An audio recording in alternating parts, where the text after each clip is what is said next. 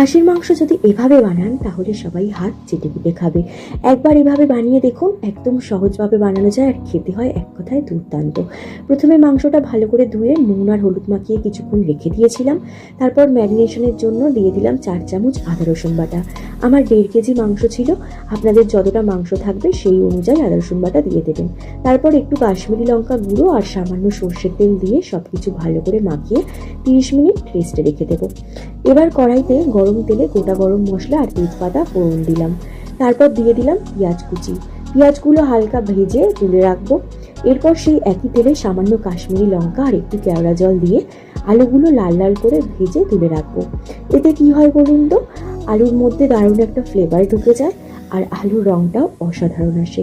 তারপর যে পেঁয়াজগুলো আমরা ভেজে রেখেছিলাম সেই পেঁয়াজগুলো কড়ার মধ্যে দিয়ে দেবো আর সাথে দিয়ে দেবো পেঁয়াজ বাটা। পেঁয়াজগুলো হালকা যখন লাল রং ধরবে তখন একে একে মশলা দিয়ে দেওয়ার পালা। আমি এখানে মশলার জন্য দিয়েছি হলুদ গুঁড়ো, লঙ্কা গুঁড়ো, ধনে গুঁড়ো, জিরে গুঁড়ো আর স্বাদ মতো নুন। মশলাটা ভালো করে কষিয়ে নিতে হবে। মশলা থেকে সুন্দর যখন দেখবেন একটা তেল ছাড়তে শুরু করে দিয়েছে, ম্যারিনেট করা মাংসটা দিয়ে দেবো। তারপর ভাজা আলুগুলো দিয়ে ভালো করে নেড়ে কষিয়ে নিতে হবে।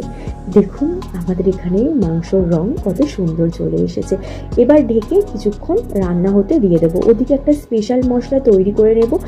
গোটা জিরে, এলাচ, জায়ফল, স্টার অ্যানিস, দারুচিনি আর গোলমরিচ একসাথে শিলনোড়ায় বেটে ভালো করে তুলে রাখবো। এই মশলাটা পরে কাজে লাগবে আর এই মশলাটার জন্য কিন্তু টেস্ট আরও বেশি সুন্দর হয়ে যায়। দেখুন আমাদের কষানো অলমোস্ট রেডি। আলুগুলো আমার প্রায় সিদ্ধ হয়ে গেছিলো, তাই আলুগুলো আলাদা করে তুলে রাখলাম। তারপর মাংসটা প্রেসার কুকারে দিয়ে দেব।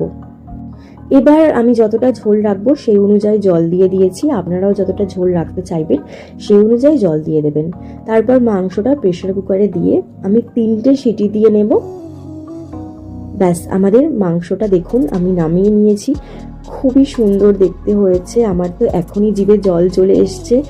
এত সুন্দর গন্ধ বেরিয়েছে যে আমি বোঝাতে পারবো না মুখে বলে। শেষে উপর থেকে ছড়িয়ে দিলাম আমাদের তৈরি করে রাখা সেই স্পেশাল মশলাটা। ব্যাস, তৈরি হয়ে গেল জমজমাট খাসি মাংসের ঝোল। কি আমার মতো আপনাদেরও জিভে জল এসেছে তো? তাহলে একবার এভাবে আপনারাও বাড়িতে বানিয়ে ফেলুন আর অবশ্যই খেয়ে জানাবেন কেমন লাগলো।